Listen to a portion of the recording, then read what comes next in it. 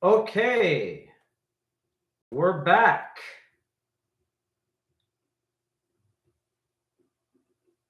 I'm concerned about the audio still.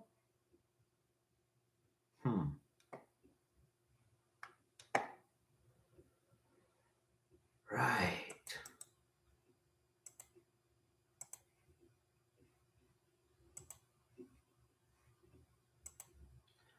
Try sending this over here. Have to give everybody a chance to get back. Someone come on here and tell me if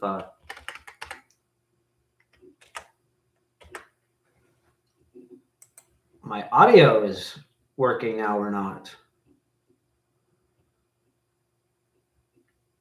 Right. Huh.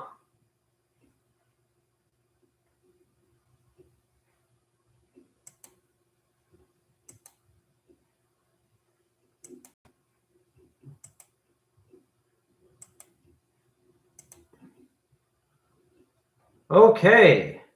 So, can I be heard now?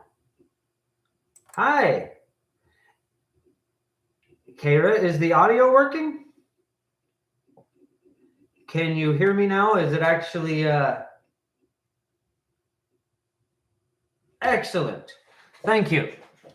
Okay, so tonight's episode is on reincarnation, how it works, and what exactly is good karma. We're going to give everybody a chance to show back up because we just tried to start the live. I'm going to need to share this a few places real quick because it didn't. Well, let's see if I can just edit the old one now because I started one and then it went a little haywire. Okay, there's Ricky. Hey, Ricky. Okay, let's I'm gonna try sharing this again.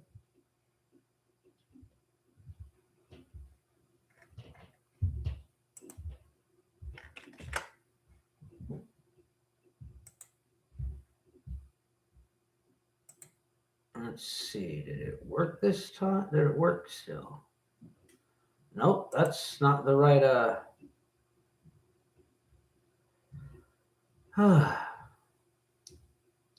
move to trash. Okay. So getting off to a bit of a rough start here today. There's the share. There's what I did wrong. Okay, share to Facebook.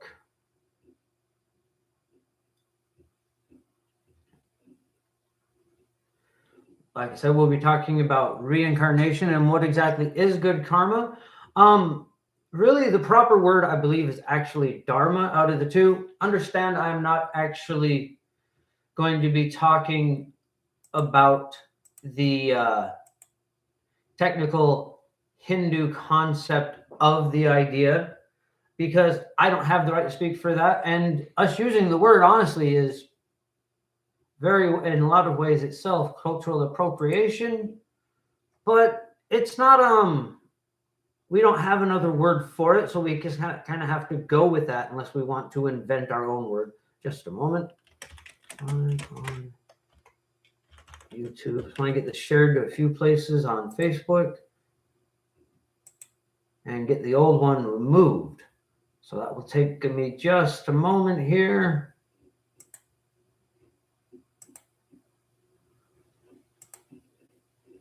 Unfortunately, on here, we have to share it to one group at a time.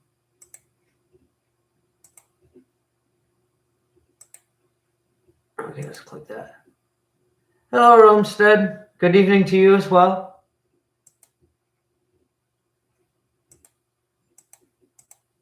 Okay, got myself confused here. Okay, now we got to share it a few more places. Oh, that's not going to work like that. You're going to go to your own live. Okay. I'm a bit of a Luddite with this kind of stuff. I don't really know what I'm doing with computers. I think we're going to give up on this in just a moment if it doesn't.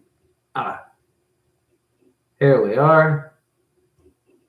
Delete the one from 10 minutes ago.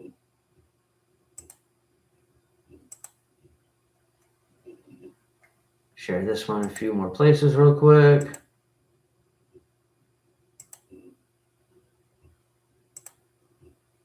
Okay, we're going to go ahead and call that good.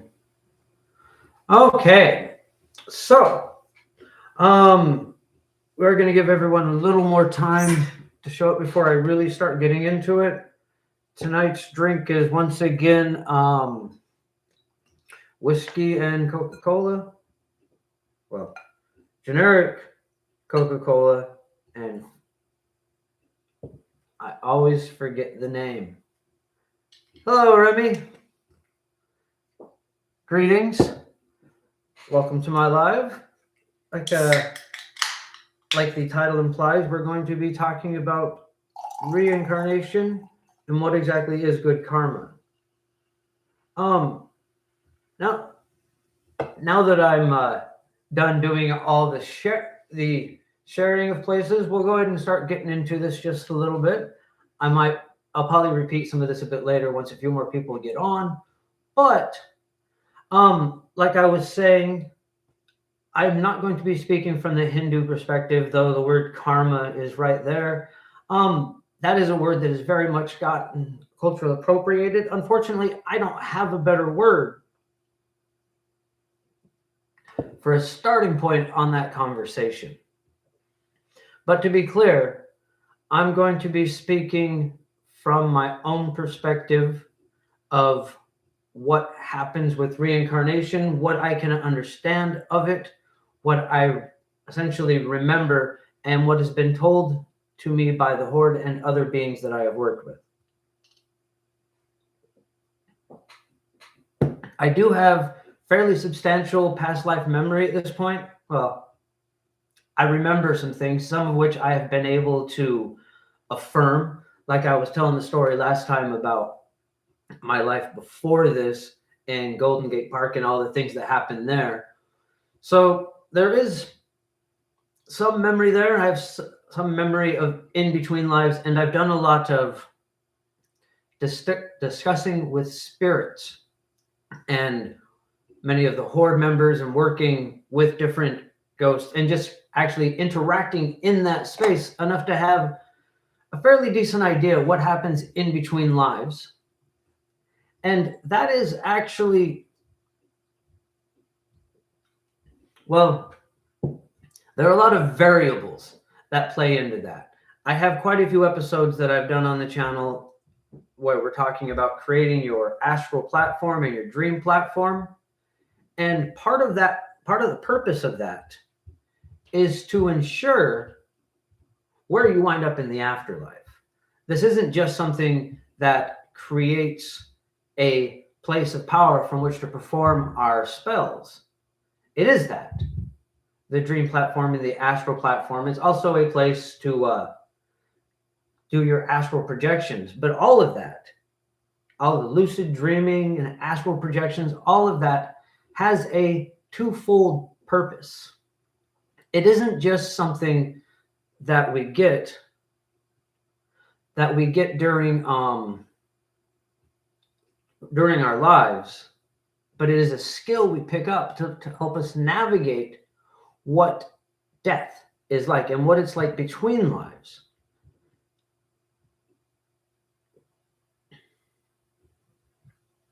Fair enough. Anyways, sorry, I got just a bit distracted there. I'm still a little thrown off by the first live going all haywire on me like that. I don't know how many of you were on that one, but all these squeaky, it sounded like a chipmunk or something. Anyways, yes, personal experience is where most of this is coming from. And I did see your comment there, Kira, that the hardest path is from personal experience. It yields a lot of fruits. And indeed, this is very much the case. This is an important part of what we're doing. But as I was saying, part of the reason that we learn astral projection and lucid dreaming, and even creating the astral platform that I've talked about in quite a few of my videos, is so that we have somewhere to go. And we have some idea of how to interact with the astral realm. Because that is where we go when we die. Our bodies are how we get a primary focus on the material plane. And each body that we have actually attunes to a frequency that is who we are.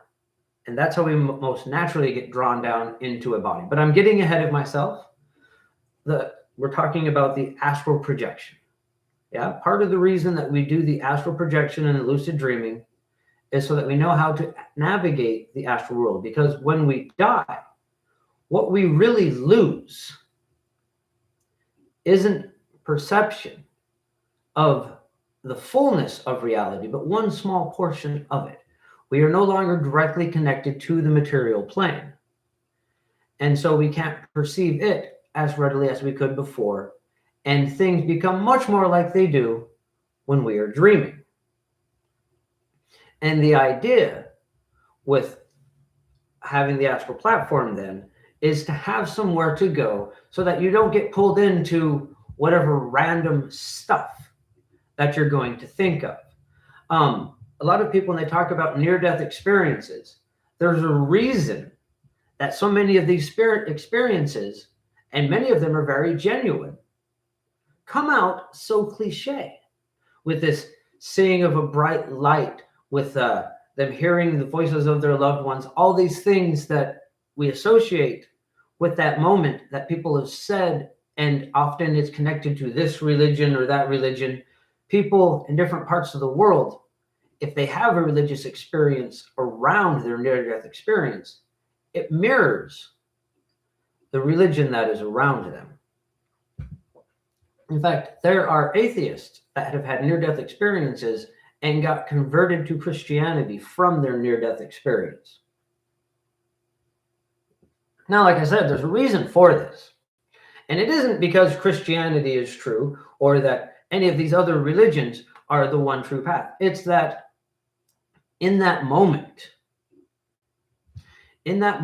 of death, whatever you're thinking of is going to manifest. Whatever is in your mind is going to start manifesting, just like it does when you fall asleep. Another thing that I talk about in my channels is, well, my own near-death experience, because I had one of these in my own. And I feel like telling that story next would be a good way to get an understanding of what is going on in that moment. Now, I was very young when I had my near-death experience. I actually died for a few moments on an operating table. With the caveat that during this time, I did have the stuff that was passed down to me about being a Manitou in my mind, but I also had a lot of stuff about Christianity in my head at that age. I was 8 years old. I had recently converted to Christianity. My dad was not a big fan of that. None of that side of my family really liked the idea of me messing around with Christianity, but there I was, and I'd been into it for a few years at this point. So if I was to die, you would expect that to possibly be what happened, or I would have some more Manitou-related experience in this death. But either way, I was a young child, and I was getting a double hernia operation. And for those of you that don't know, that involves, your crotch area. And I was a young boy that cared very much about what happened in that area. So I took what the doctor said very seriously. And he told me that I needed to hold the anesthesia mask on during the operation. He said that was very important. Well, I think ahead. So they put me on under, and I've propped my elbow to make sure my hand doesn't fall away. And apparently what they were hoping was that once I fell asleep, my hand would fall away, and that's when they'd know to turn the gas off. Well, that didn't work. And it seems that they overdosed me on the anesthesia.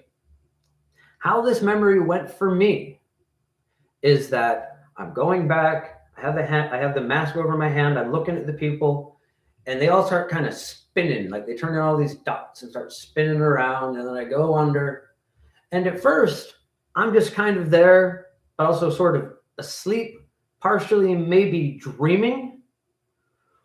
But then all of a sudden, it wasn't just a dream anymore. And now here's the important bit.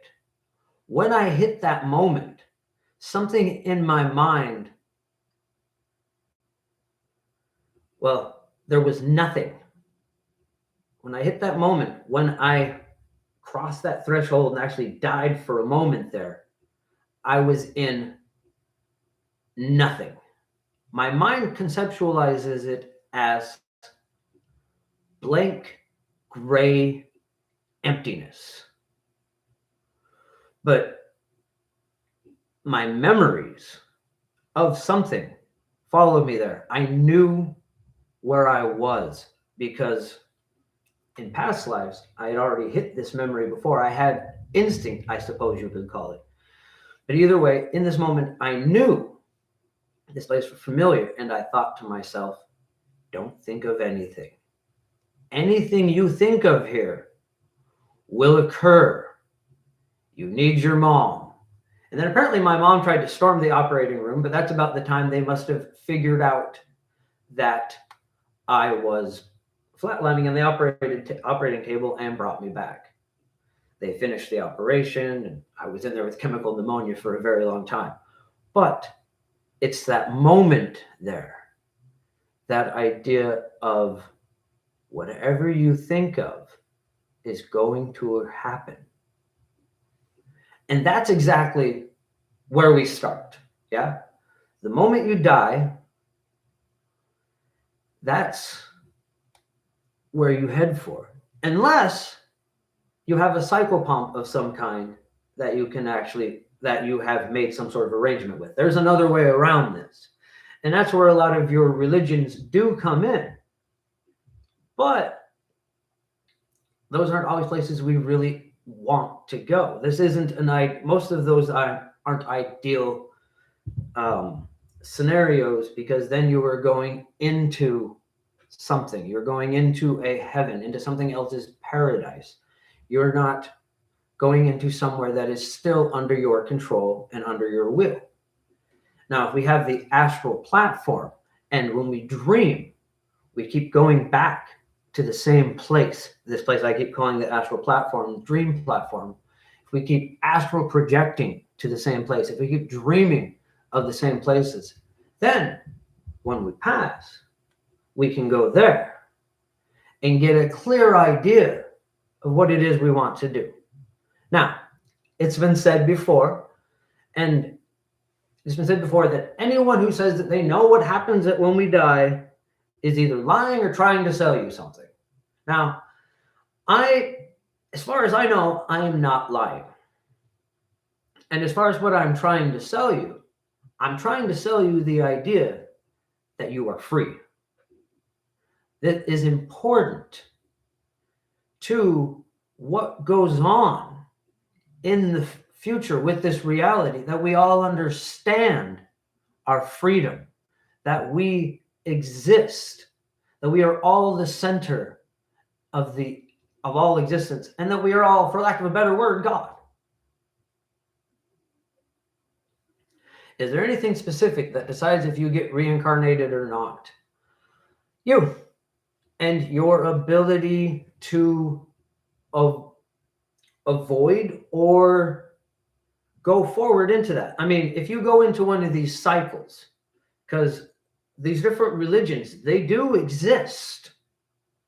Like if you go into one of the religions that has a reincarnation cycle in there, I haven't done that myself, but there does seem to be a functioning wheel, something going. So if you're in one of them, might be what decides how you reincarnate, you do or not.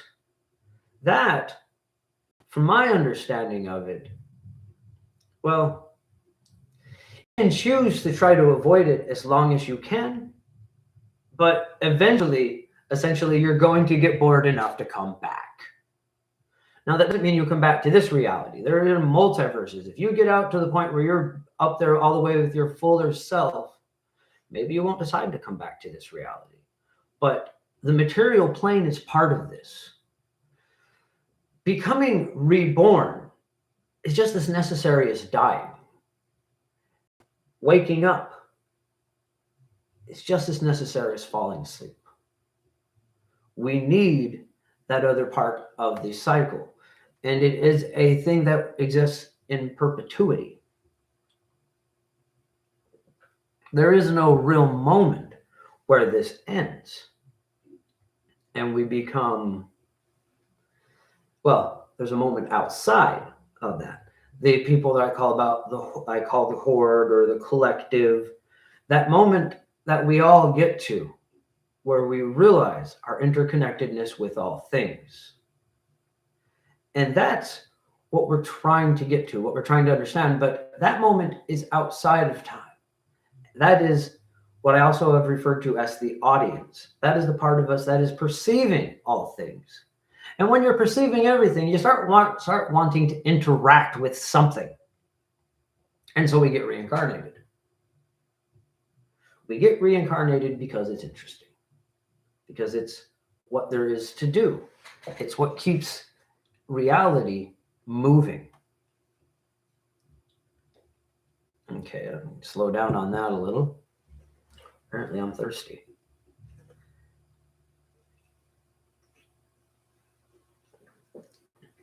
Anyways, so like I was saying about the idea and the word karma. Karma or dharma is a word that's been very heavily culturally appropriated, but it's a good way to understand the word, the concept. We don't have our own word for this. We've stolen that word so long ago that we don't have our own word. We never came up with one. We just call it karma. Never thought of the afterlife as anything but eternal. Indeed. But it's, well, let me get to that in just a moment. I have some thoughts on that I would like to share, and another story to tell actually about the afterlife. But anyways, karma or dharma is, even in the Hindu understanding, if I'm even quoting the right religion, quite frankly, like I said, that stuff is so culturally appropriated, but what it really means is not to live by some external code. Yeah. The way to become interlocked with your fate, because that's what it means, is to move within your fate, to move within your position within the pattern. The way to do that is to act according to your own nature. And that's where we get that real weird twist kind of polarity between fate and free will, is that the more you act yourself, the more you are following your fate. And that gets kind of weird, but what we can control in that is controlling what our nature is, what our self is. How we perceive and interact with the world is a choice. And we are the one that ultimately controls that choice and controls the choices that create our nature. So we do weave our own fate, but karma is weaving according to your fate, according to your nature, being what you are. And part of the way to be what you are is to act within your own fate. And that got very circular there. I suppose we're getting some circular logic going on already. But that's kind of the nature of the universe itself. It, like I said a while ago, it is the undefinable nature of existence that causes it to exist, to persist.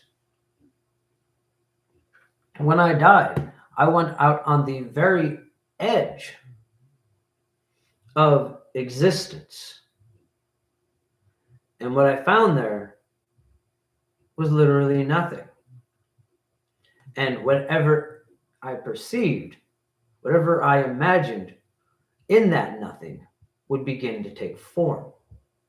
And that's exactly how the whole thing works. Because nothing is an impossibility. And I don't mean, oh, there is nothing that is impossible. I mean, nothing itself is an impossibility. It's the one thing that we can't conceive. It's the one thing we can't exist. Howdy, Windhammer. I wanted to get back to what you were saying about afterlife being eternal. That's the thing is, that part of us, the part that isn't touching the material plane, it's there right now. It's there right now existing. It's just where our part of our perception that we are in this moment is different. That is all there. It's still there. Like I said, there's not the part of us that we lose when we die. The rest of it is eternal. It's always there. Always has been. It's simply how we move on the material plane that changes. And no matter how far we get outside of that wheel of fate, that turning of the axis, we're going to want to perceive something. We're going to perceive something. And there is something.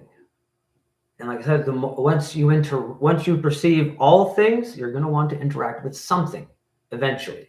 So I don't think there's any hard, fast rule about how long we can before we reincarnate, or whether we have to or not, but more that eventually you're going to. It's just kind of how it is. Or maybe some of us finally do find a spot where all we want to do is exist within the eternal now and perceive. I can't say that part for sure.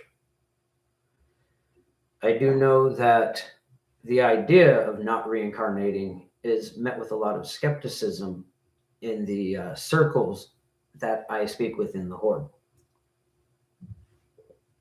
To be clear, most of them don't actually spend their time in the material plane on this particular realm of existence.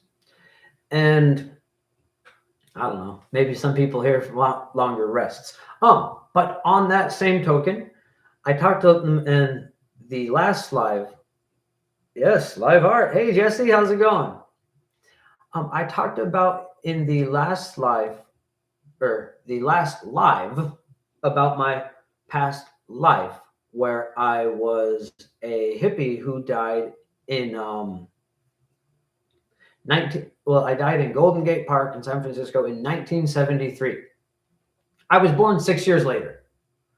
I can't tell you necessarily what the correlation there is, but that's how long it was between the last time that I died and this time. And I can do the math there, and I was dead for around 6 years before I reincarnated as who I am now. Now, there is a lot more to talk about with reincarnation besides the idea of is it avoidable?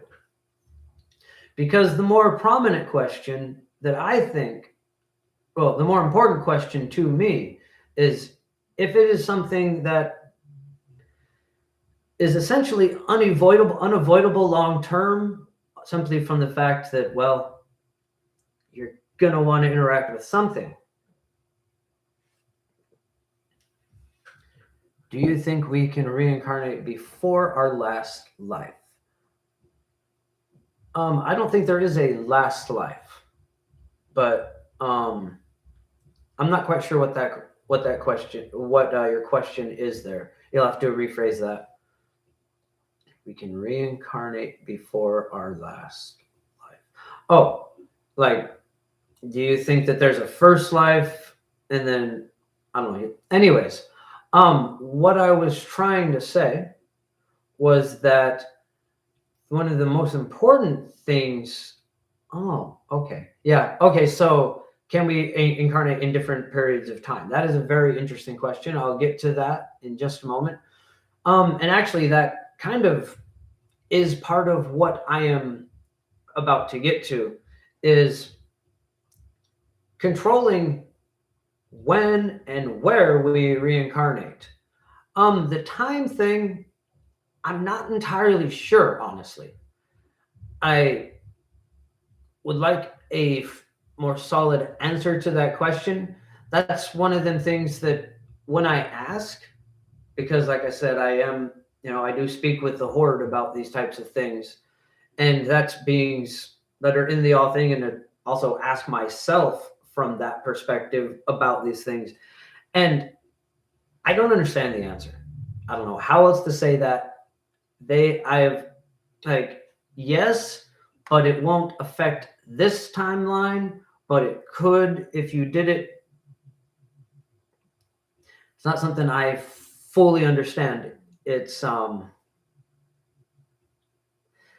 the cosmos is very complex, and I think for the most part, if we try to reincarnate outside of that time cycle, we probably wind up a reality over in that life. We could probably reincarnate to other time periods, but would it affect the same timeline as the one that we are on now? I don't know. Like I say, I suspect that we would wind up one timeline over. We would. So yes, you could reincarnate backwards, but it wouldn't be a means of changing anything in this life from the way I understand it. But that is not something that I could actually be quoted on. Now, what I was going to talk about is the idea of mostly controlling essentially who you reincarnate as. The way that it essentially works when we're just in the flow. I know I was talking about, oh, you get bored, but there is also a draw. You can resist that pull, but there is a draw that can come with someone who is born with the proper frequency. What I mean by that is each one of us has a, for lack of a better word again, frequency, because that is not the proper term. I mean, it's close, but it's not like a radio frequency or something like that. It's not like you can tune in someone's higher self on a radio that I'm aware of. It's about connecting with the tone. There's a thing that's similar to a frequency or a tone that each one of us in our fullest self, that is part of our individuality. Because even though there are an infinite amount of perceptions, each one of us have very specific notes on which we function. And when a being is born, as its brain forms, because it is through the brain that we connect to our material forms.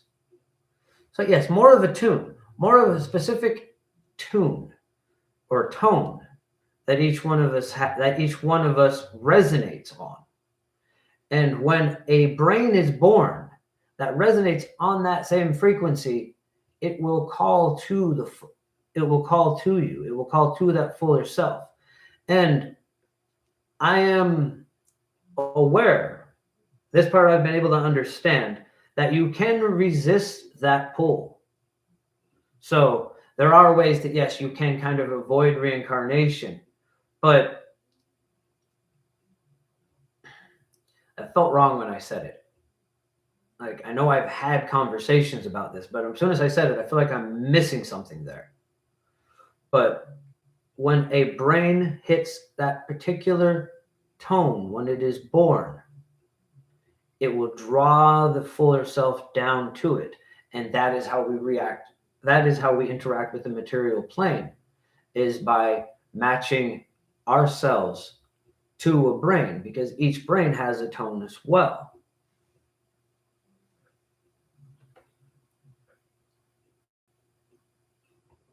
And that's what essentially tunes the antenna that gets us onto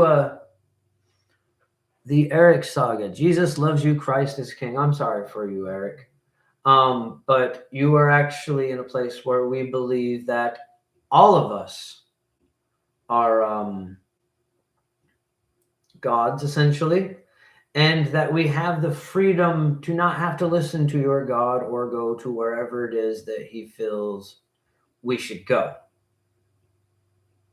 That's if you want to hang out and listen, I strongly recommend that you take a chance to finally learn something about yourself and the full interconnectedness of reality. Anyways,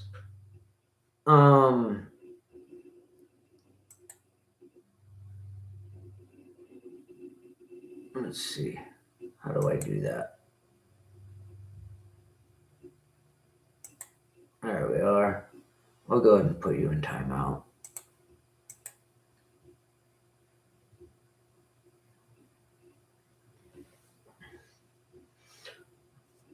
Okay. So, as I was saying, I believe with the timeout, you can still hear what I'm saying. So, yeah, honestly, you'll get there eventually. All beings do, even whatever was behind the thing that created your religion that, well, has held us back for a very long time. That's part of the thought form. Oh, sorry, Felix. I got to it before you did. But anyways, yeah. That is religions like that are one of the things holding us back, where we try to become more like a certain being. That's exactly what it talks about in the Bible, is to become more Christ-like, to become more like him, to become less like yourself, to give your power to another being. And eventually you're going to wind up out of that, because we all get there eventually. But that's what happens when you go to one of these heavens. Yeah. And they hold you in there as long as they can, where you've given over your center of power, your perception, into perceiving them as higher than you. And that is the point of why beings like that want worship, is because if you perceive them as higher than you, when you as being an equal, they can siphon off of that and use that power. And that's why they do the things that they do. And that doesn't mean we shouldn't work with gods for certain things and even give them our respect and reverence, because sometimes they deserve it. Sometimes they're very good at things. Like whenever I do anything with court work, I speak with grandmother, because she's better at that kind of work than I am. And I have great reverence for her whenever I'm doing necromancy work or anything like that. She is a very wise and powerful being. I don't see her as greater than me. I don't see her as greater than anyone, because that's not how it works. It is at the point of the all thing, we are all connected. And in order for us to work our will and be sorcerers, we need to have that connection to our will, to our full self, and be aware of our interconnectedness with all things. Because the ultimate purpose of all of this is to finding that free will, to finding the place where we exist as we desire to be, and being able to control our own fate and our own lives. That's literally what the word sorcerer means, is a sower of fate. And so that is what we're working towards, because the more we're able to sow our own fate, the more powerful our spellcraft is becoming.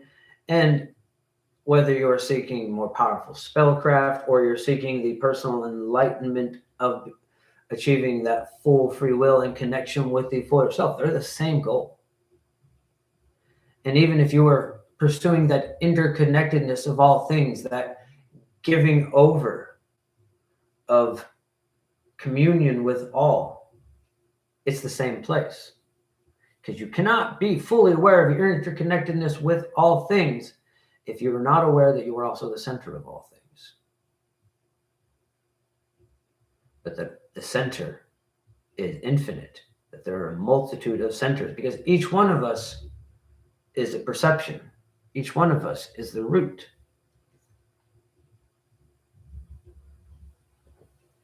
Okay, so let's see. Where were we? Oh, yes. Controlling reincarnation. That is an important aspect to this. I've been talking a lot about personal sigils, and we just talked about how a mind tuned to a certain frequency can, when they are born, can connect to you and become, and then you get reincarnated. Now, there's a bit there. When they are born, up until the moment of conception, or excuse me, not conception, up until the moment of the first breath, a child's soul is not completely sealed into place. Now, it would be pretty immoral to jump into another being's body and vie for control. And whoever is actually tuned to that body is definitely going to have the stronger connection to it. So I'm not suggesting that, you know, if you die and there's a pregnant lady next door, you should have focus yourself on going over and reincarnating as your neighbor's kid, because that would cause all kinds of problems. That's not necessarily what I'm suggesting. In fact, we're getting a bit odd there. Okay. It's kind of an interesting question, though. Could it be done? Honestly, while I'm on that subject, I actually do remember a past life where I did something like that. But that life was one of the few lives where I myself had the psychic vampirism, the need to draw energy from other beings. And it's probably because I never crossed over and because I wound up born into a body that wasn't actually attuned to me. But that's not the only way to choose a body. Now, that's not what I was getting at. Uh-oh, it looks like I just got a connection warning. Hopefully everything stays okay. So if I slowed down or got a little crazy, that is why. Anyways, as I was saying, you can have some focus on the material plane before you are incarnated. So from that position of the astral platform, it actually is possible to have some influence on who you become. Just like spirits, when you petition a spirit to help you find love, the same can be done when you are a spirit.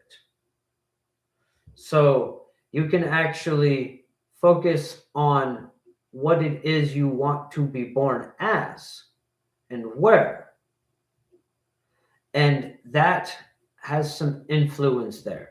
But I mean, this is quite far in the future. No one is in that position right now, obviously. We are all currently alive in our bodies and existing as we are.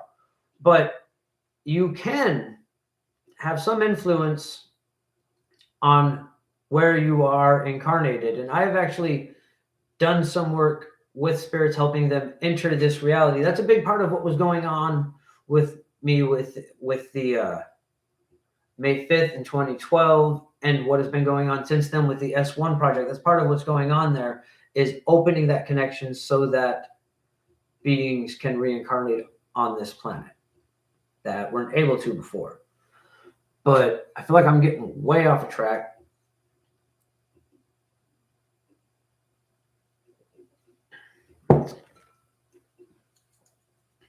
Let's see here. I'm definitely getting way off of track. We were talking about the reincarnating end of reincarnation. Like I said before, I do not think that we can reincarnate into the past of the same timeline. We'd be probably moving one over. I, however, cannot guarantee that that is the case. That is something that when I have asked about it, I don't understand the answer that has been given to me. Because even though I am able to interact with whatever you want to call the horde. That's one of them things that I don't really want to use glorifying terms. I'm able to interact with beings that should be able to answer these questions. Doesn't mean that my human mind can understand the answer when it is given to me. So this is a question that I have asked, and I don't understand the answer. I don't have words to give it out, but my general understanding is that it wouldn't affect the same timeline, but I know I'm not completely correct in saying that. So that's the most sense we're going to get out of that for the moment. But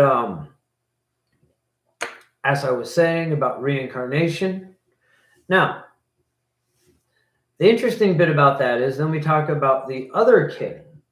And even though they are like fey beings whose original form is something that is in between the physical and the material. It's a different way to manifest than we do with these human forms. Once they get pulled into that cycle, because their existence is very similar to a soul, once they get pulled into that cycle, then there is latent DNA within all of us that allows for their tune to be born within a brain, and it gets them moving within that cycle. And if we're not paying attention, that's the way to explain this before. I was struggling with the words. But when I was talking about the idea that, on a certain tune, when a brain that is on the same tone frequency as that of our higher self is born, and it's at the moment of birth that this finally fully becomes a thing, because your perception is inside the womb before that.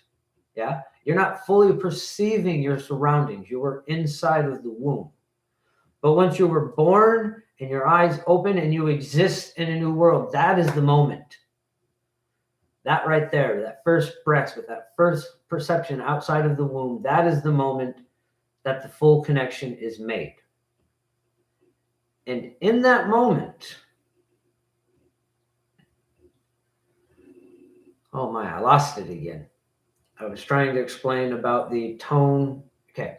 Well, that's how the whole thing happens, is when you hit that tone and the fuller self and the brain on that same tone frequency, and it becomes alive.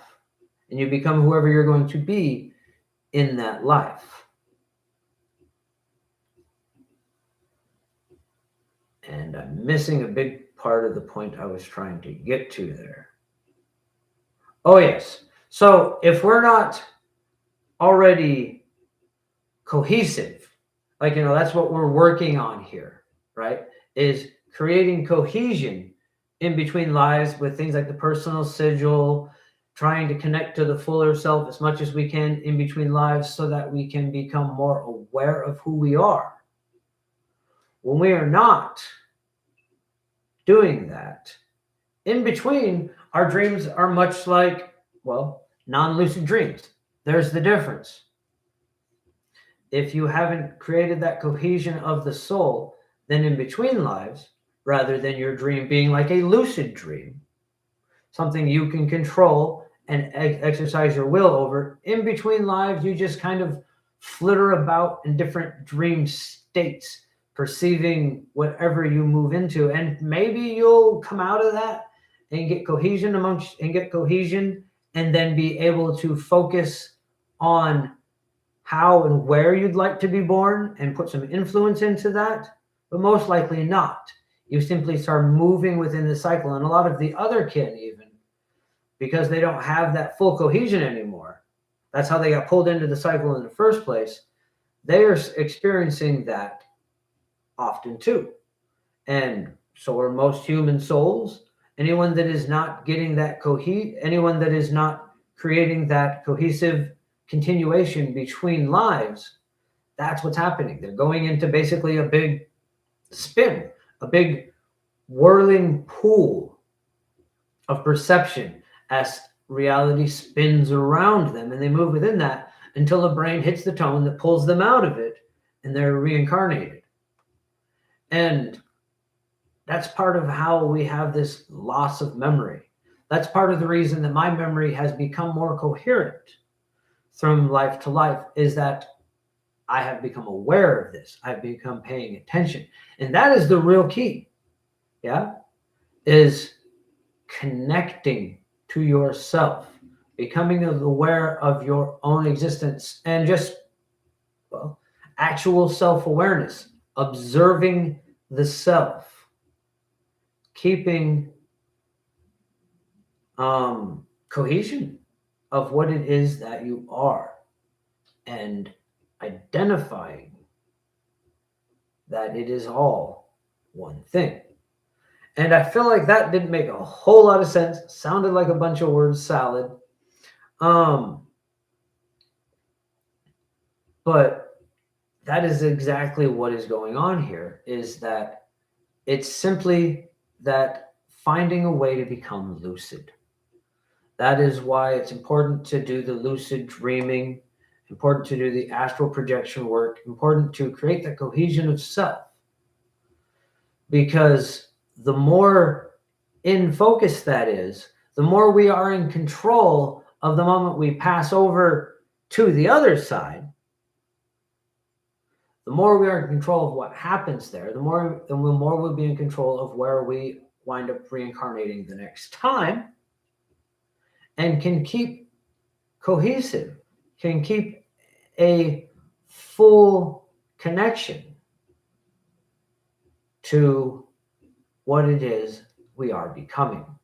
Because we all reach that moment at different times, that moment where we are aware of our interconnectedness with all things, where we become the horde, the anarchist collective, the whatever it is. This is something we are all part of.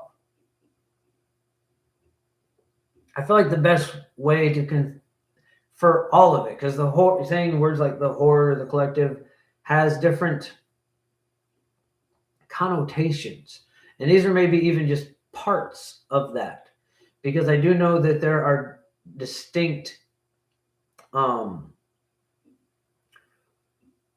there are people that agree once we get to that interconnectedness of all things, there are still alliances there. And when I use words like the horde or the collective, I feel like that implies a certain aspect of it.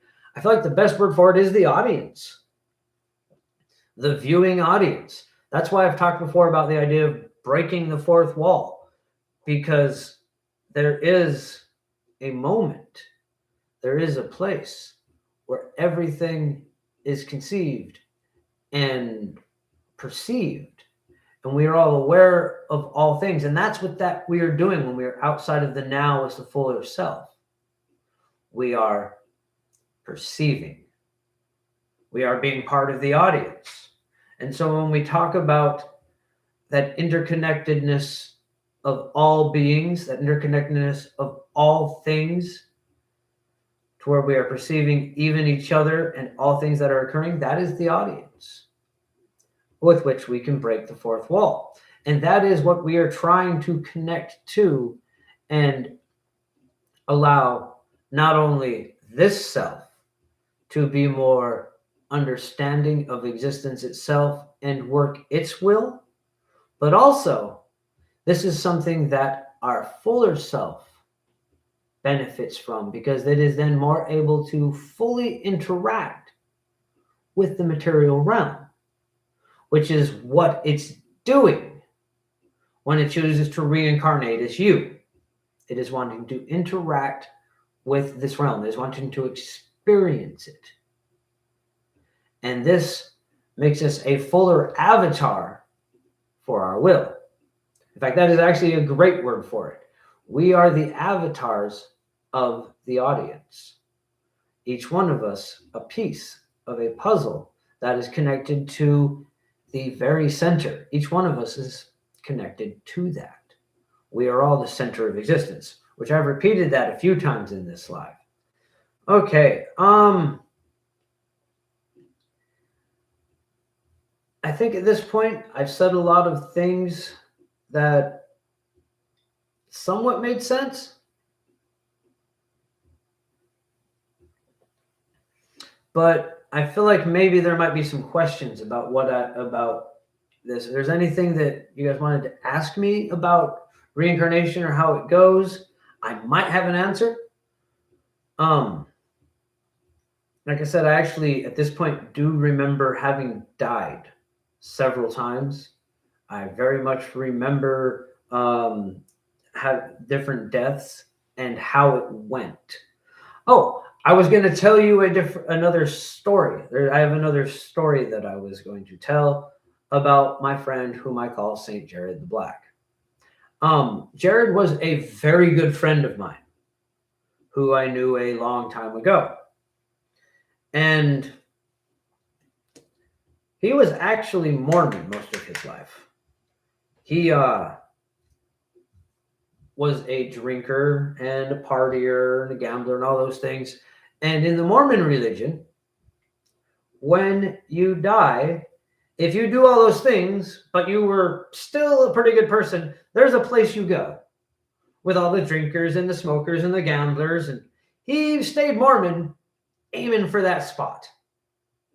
Like, he hung out with us and did all the stuff we did, but stayed Mormon because he wanted to go to the afterlife with all the smokers and the drinkers and gamblers. And he's like, well, that's my spot.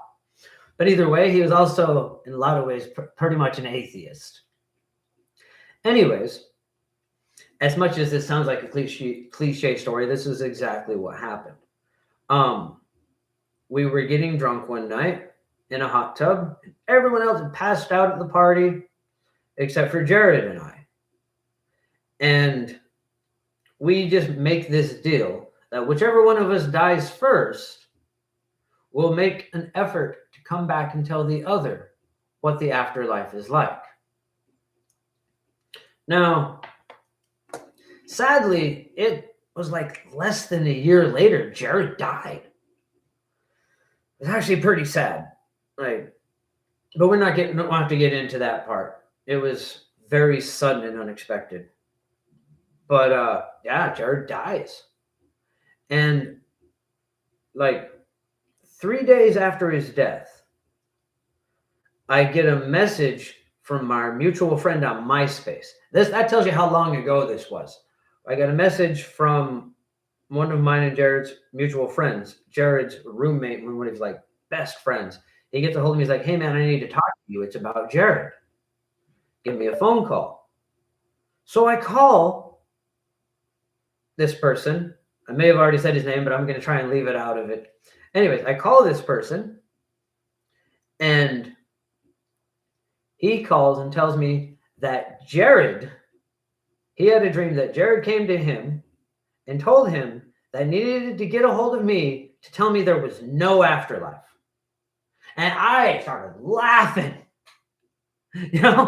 He came back from the dead to tell us there was no afterlife. Mark, however, our friend, however, did not see the problem with that and started crying. And as far as I know, he has become an atheist because a ghost came to him and told him there was no afterlife. Now, this, I felt at the time that Jared was making the funniest joke he had ever made in his entire life. And in some ways, that is part of what was going on there. Is, let's come back from the dead to tell us there's no afterlife, right? But now I understand. He wasn't making a joke, or at least there was a second layer to that joke, in that there is no after. Yeah? We only lose control of one little piece of existence. There is no afterlife because we remain life. It doesn't end. It continues. And then it continues again on the physical plane. And in between is just a dream. And what we're aiming for also, because I said that what we're aiming for is to get everyone to become understanding of the fact that they are free, that they are connected to a fuller self. And then also I talked about, I'm going to say it one more time, anyone who tells you they know what happens after you die is either lying to you or trying to sell you something. And as I said, as far as I know, I am not lying to you, but I am trying to sell you something in that I am trying to sell you your freedom. Yeah. And I have personal motivation for that. This isn't just an altruistic thing. And it isn't just because I want to have a YouTube channel and be the one to tell people about it.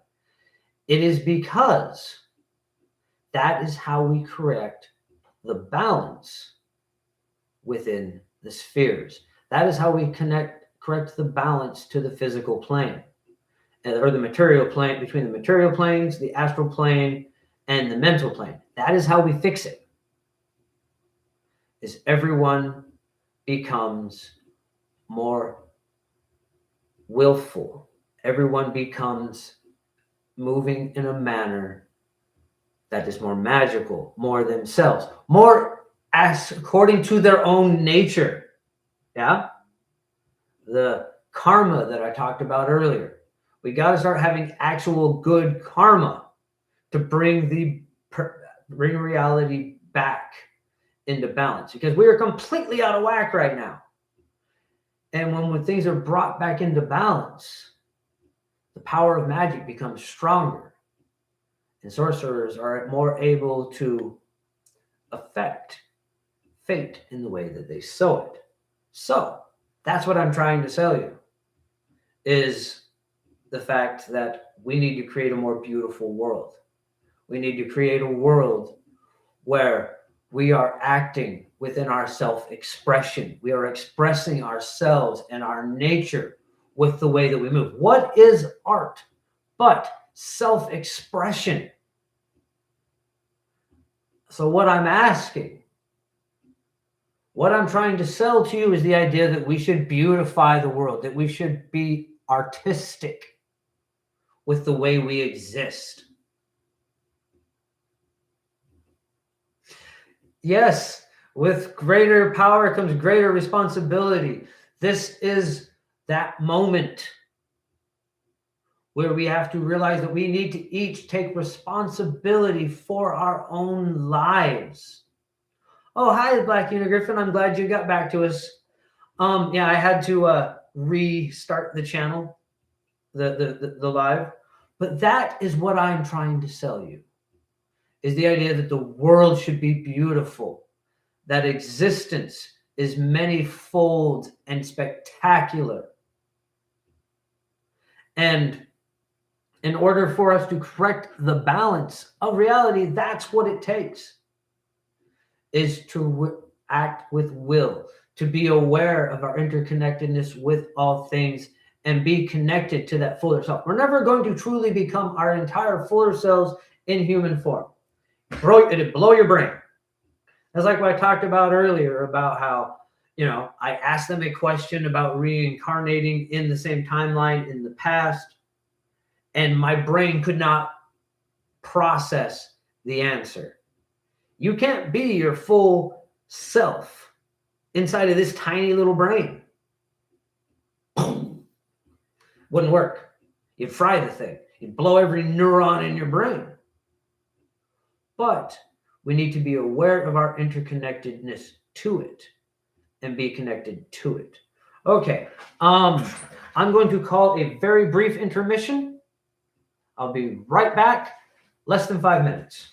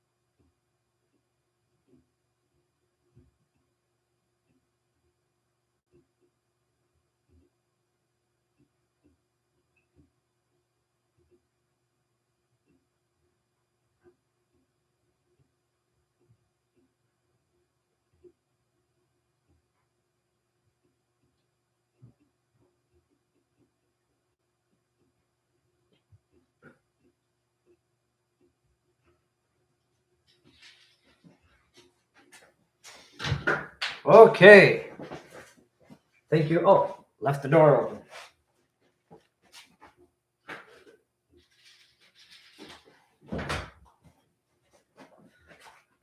Thank you for your patience. I am back. Okay, so as I was saying, that is what this all comes down to, is creating a more beautiful world. Now, the next thing I wanted to talk about is, so what if I'm wrong? That is the gambit here, right? Because we have to understand that I'm talking about things that I've had verifications in many ways, but people, I mean, I am completely convinced of what I believe, but so are many other people. Yeah, there's people that believe incredibly insane things. Well, there's the gambit here. I'm not asking for you to become like something else. I'm not asking for you to do something to the world that would harm the world. The gambit here is, what if we made the world more beautiful and interesting and it turns out it was for nothing? Well, that's the only thing there is. Yeah, that is the answer to absurdism. So I do very much believe that we have a reason to create a more beautiful world, because that is how we create more balance. This is how we create more magic in the world, but also it just makes the world more interesting. And even if just reincarnation is true, well, the more beautiful we make the world, better, the more better we make the world, the more it will be the better world we're going to be born into. Is our fuller higher self like what Seth Speaks mentioned? Also, I heard we can reincarnation into the past as we are outside of time in the afterlife. Is that a possibility? I have read a little bit of Seth Speaks, and that was a long time ago. I don't honestly remember exactly what Seth Speaks said about the fuller self. I do remember them referencing the concept. For me, when I'm talking about the fuller self, I'm talking about the moment when we reach that interconnectedness with all things. That moment where we are outside of existence and in the eternal now. And so, in that moment, we are not only the center of existence, but aware of all the other centers of existence. We are the moment where we perceive all things. And time in that moment is simply a series of events. It is a sequence of actions. Now, I did already talk some about the idea about traveling outside of time in the afterlife, and I assume you're also meaning about reincarnating in like the 1300s or something like that. And that is an area where I don't fully know the answer. What I have been told when I asked about this is that we are able to do it, but it wouldn't affect the timeline that we are on, and like the timeline we are on currently. But I know I'm missing part of that. That's the closest I can get to an answer with that. But it's one of them things that when it was explained to me, my brain can't process all of that. I can't take all that back down. I don't have the CPU power inside of this tiny human brain to do it. So that's the closest I can get to an answer, is yes, but it wouldn't affect the timeline we are currently on. And the currently on part of that is more important than it seems. Okay. We should strive to draw heaven down to earth. Yes, in a way. That is what, there is too much of a gap between the astral and the physical plane. But the reason for it is because we think we're focused on the material plane when we're down in our bodies, but we're not.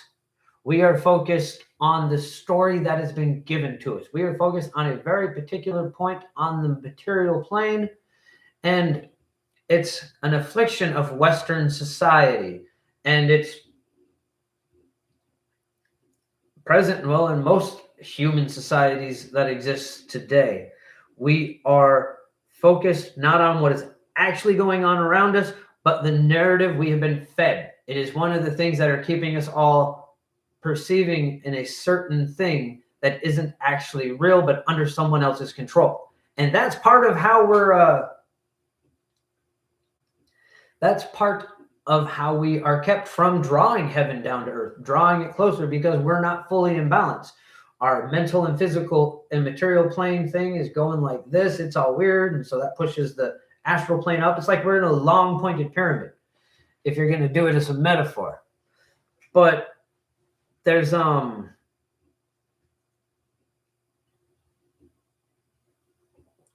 map over the territory. Yes, exactly. I'm just using a metaphor. There isn't really a triangle. It's a way to conceive of what is going on there.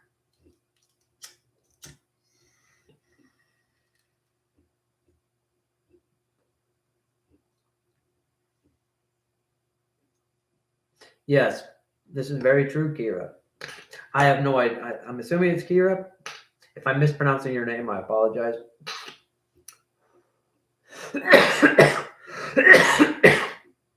I've been trying to grasp the nature of Earth. I see a cruel world that will be hard to break this place from being cruel. Yes. And that is one of the things. How we break that is getting people to stop focusing on the narrative of what they've been told reality is, and accept reality for what it actually is. Because when you are able to abstract things, when you're able to make things not about what you were doing, but some other purpose besides your actual actions, it makes it much easier to commit acts of cruelty. Just like money makes it easier to hoard resources.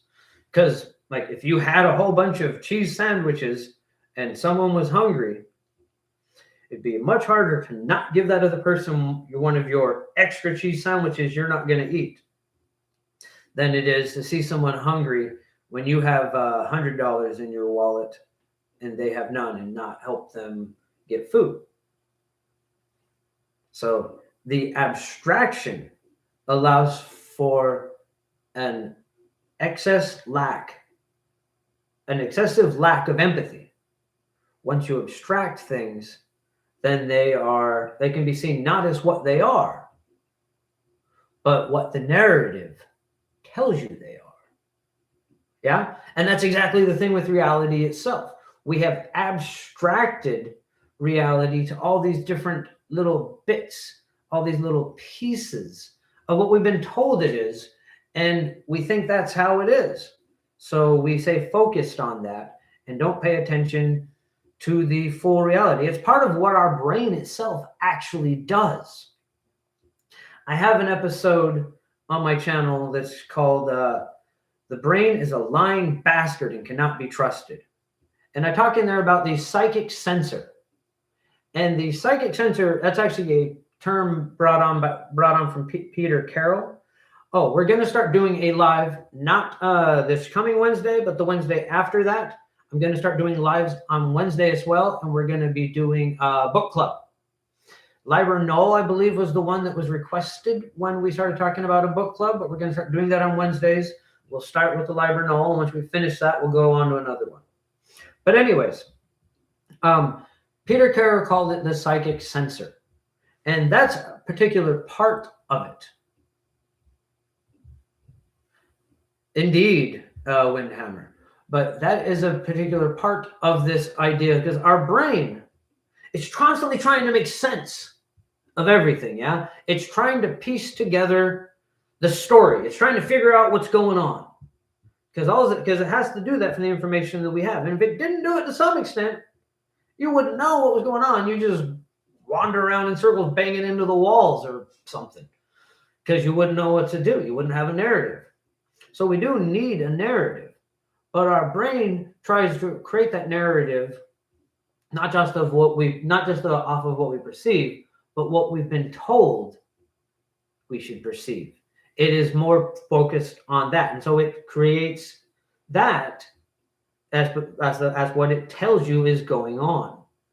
And we have this whole narrative, and part of that narrative is the one that we've been told over and over: magic doesn't exist. And anything where you have magic, the psychic center tries to convince you and tries to move you, take you away from that in that moment. And that's part of it.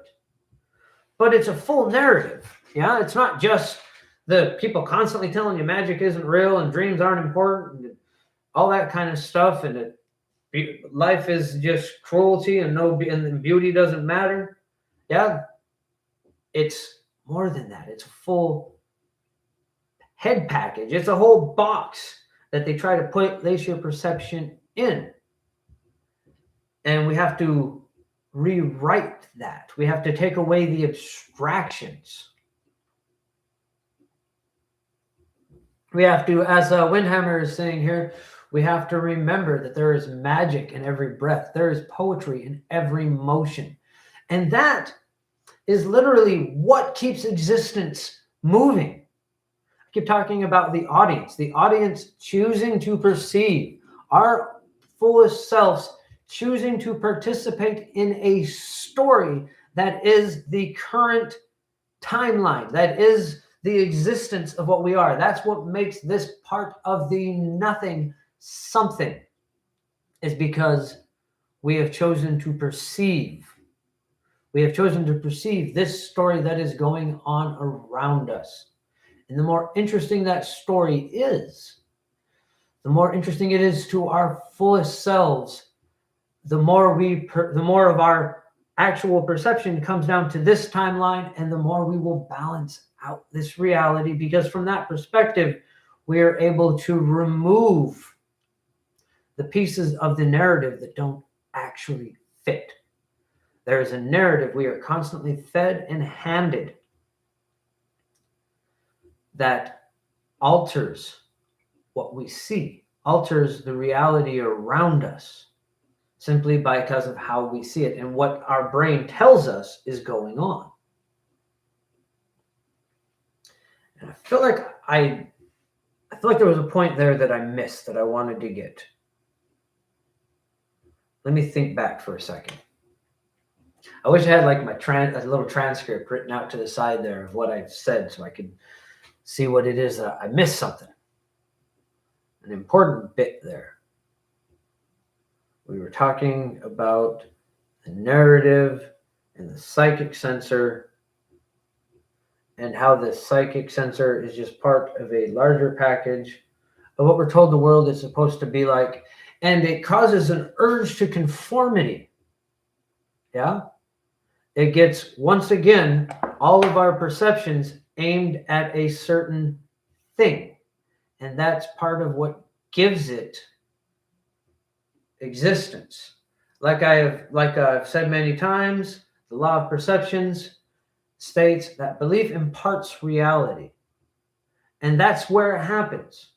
In that when you believe something, when your brain actually accepts something as part of the narrative, then when it perceives reality, it writes it according to that narrative. It continues that pattern. I don't know why I said pace. My mind just kind of slipped the wrong word in there. My tongue got ahead of my thoughts. Let's see. What else?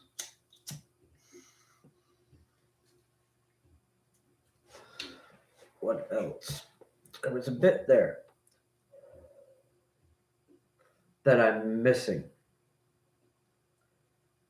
that I didn't properly express. But we're going to have to come back to that. We're going to have to come back to that. Whatever it was, we missed the moment. And yes, existence in this realm is magical,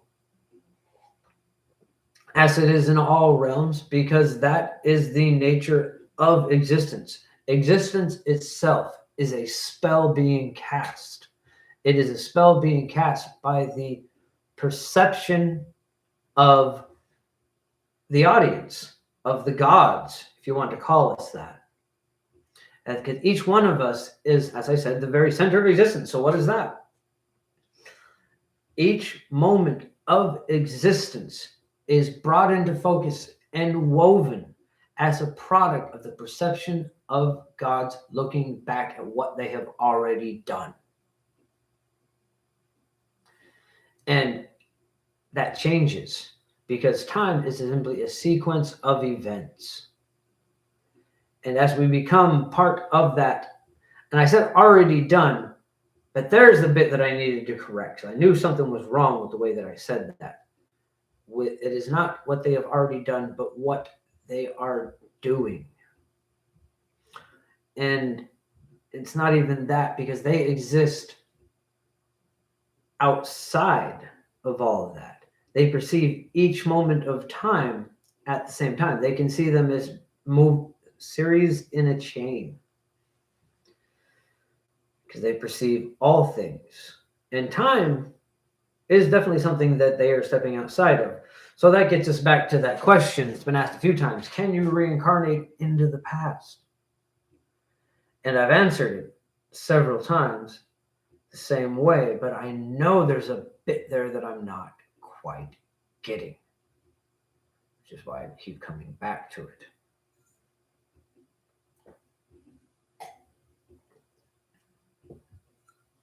Time, we can reincarnate into the past, but it will not affect the timeline that we are on currently. Does that mean the timeline changes, but not until after? It's one of them things that we don't not fully able to grasp from inside something as narrative concerned as the human brain. Let's see. What else is there to talk about? I did mention that we're going to start doing lives, not this Wednesday, but the one after. We're going to be doing a book club for Live or Null. I'll be doing some posts about that in the meantime. See what I can do about getting some kind of a PDF that we can use for that. Let's see. Anything else we want to talk about? We've talked some about the personal sigil already in connection with this. There is some stuff that we can probably clear up a bit with that. Once you reach that moment of the all thing, that is another one of the things that we all have. There is a tone and there is a symbol that denotes each one of us. An infinite number of tones and symbols. And for all I know, some of them look extremely similar. So if two people have the same sigil, I don't know what to tell you about that. I have yet to come across it anyways. But, all of us just drawing little squiggly marks on paper, a bunch of us do it. It's a good chance some of them will look very similar. Anyways, that is something that we all eventually do connect to. Now, so if we make a personal sigil in this life, how do we know it's the correct sigil? And the answer is we don't necessarily know that is the correct sigil for that ultimate aspect of the self until we've fully connected to that fullest self. But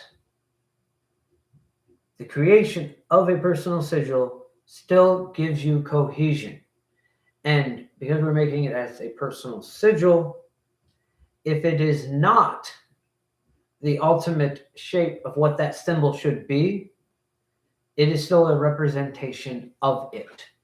It is still something that can help create cohesion and get you on the path forward and drive you towards that sigil.